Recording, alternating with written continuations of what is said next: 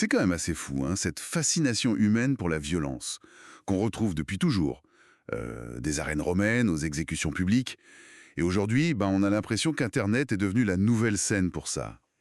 Ce qui nous amène pile au sujet du jour, tiré de nos sources, notamment le livre Snuff Movies, Filmando la Muerte. On va parler des Snuff Movies. Rien que le nom, ça fait froid dans le dos. Qu'est-ce que c'est vraiment mythe, réalité? On va essayer de démêler ça. Oui, c'est tout l'objectif. On va décortiquer un peu ce concept, voir ce qui tient de la légende, ce qui est peut-être plus réel, et puis comprendre pourquoi ça fascine autant et quel rôle joue Internet là-dedans, en s'appuyant sur nos documents. Parfait. Alors, pour commencer, la définition. C'est quoi exactement un snuff movie selon la source? Alors, la définition de base, elle est assez directe. C'est un enregistrement vidéo qui montre des actes bien réels de torture, de viol, et qui se termine par un meurtre. Le tout, et c'est important, filmé dans un but commercial, pour être vendu quoi. Parfois on utilise d'autres termes comme white hit ou the real thing. D'accord, c'est glaçon. La question qui brûle les lèvres, c'est est-ce que ça existe pour de vrai? Comme un marché noir de films? Ou c'est juste une légende urbaine macabre? Ben, c'est là que c'est compliqué. La source est assez claire. L'idée d'une industrie du snuff, c'est très largement considéré comme une légende urbaine. Les enquêtes sérieuses, que ce soit la police ou les chercheurs, n'ont jamais vraiment trouvé de preuves d'un tel réseau organisé. Et puis, vérifier si une vidéo est authentique, c'est quasi impossible. Beaucoup sont des faux, des montages ou juste des arnaques sur le net qui jouent sur cette fascination morbide. D'accord. Donc, il faut bien distinguer ça des vidéos de violence réelles qu'on voit circuler. Je pense aux accidents, aux crimes de guerre, aux trucs des cartels. Des sites comme LiveLeak en diffusaient beaucoup à une époque.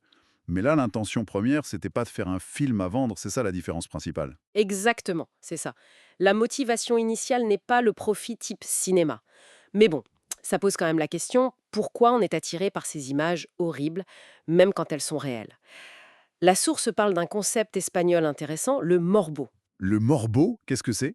C'est cet attrait un peu malsain, cette curiosité pour le macabre, pour ce qui choque, ce qui est interdit. C'est quelque chose d'assez profondément humain apparemment. La source mentionne Zimbardo, le psychologue, sur cette tendance au voyeurisme face à la violence. C'est ce truc qui nous pousse à regarder même si ça nous dégoûte un peu, quoi.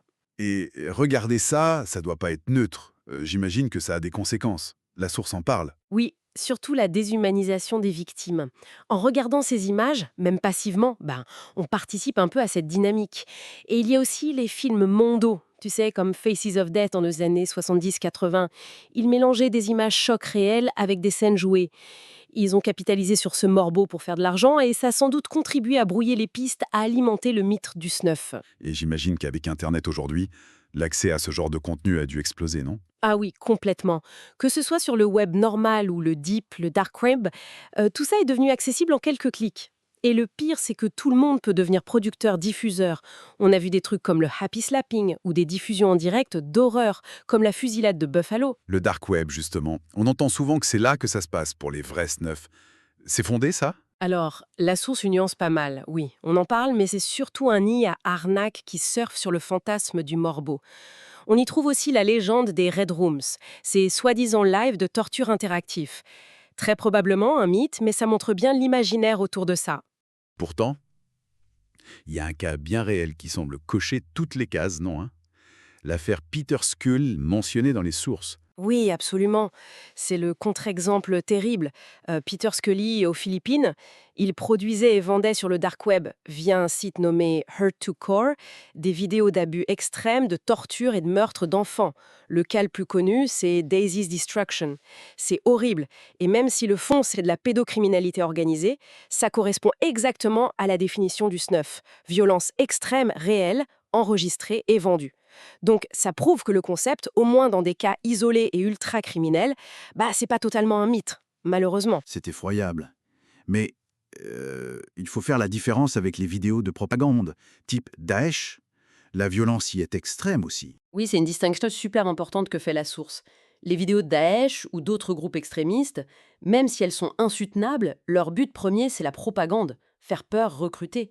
Ce n'est pas un produit de divertissement payant au sens du snuff. Le risque, par contre, c'est que les gens qui partagent ça par morbo ou sans réfléchir, ils finissent par servir cette propagande. Bien sûr. Et le cinéma, la fiction s'est emparée de tout ça aussi. Des films comme Thésis, 8 mm, ça explore cette fascination pour l'interdit. Tout à fait. Ces films jouent sur cette idée. Ils reflètent cette fascination pour ces zones d'ombre, pour l'idée que l'horreur puisse être filmée, regardée. Et ça nourrit peut-être aussi le mythe en retour. Bon, si on essaie ça de synthétiser un peu tout ça, l'idée d'une vraie industrie du snuff, ça reste largement un mythe tenace. Mais la violence, réelle, filmée, diffusée, que ce soit pour l'argent comme Scully, pour l'idéologie comme les groupes terroristes, ou juste par cette curiosité morbide, le morbo, ça c'est une réalité bien présente aujourd'hui sur Internet. Les frontières sont devenues très floues. C'est exactement ça. Le mythe est là, mais la réalité de la violence en ligne, elle, est indéniable. Et ça pose de vraies questions éthiques, sociales. Et ça nous laisse avec une dernière question un peu vertigineuse. Comme disait Nietzsche, quand on regarde l'abîme, avec cette facilité qu'on a aujourd'hui à filmer, à diffuser et même à consommer ces images extrêmes, quelle est notre part de responsabilité? Jusqu'où on est prêt à regarder dans cet abîme numérique? Et qu'est-ce que ça dit de nous finalement? Voilà, matière à réflexion, hein.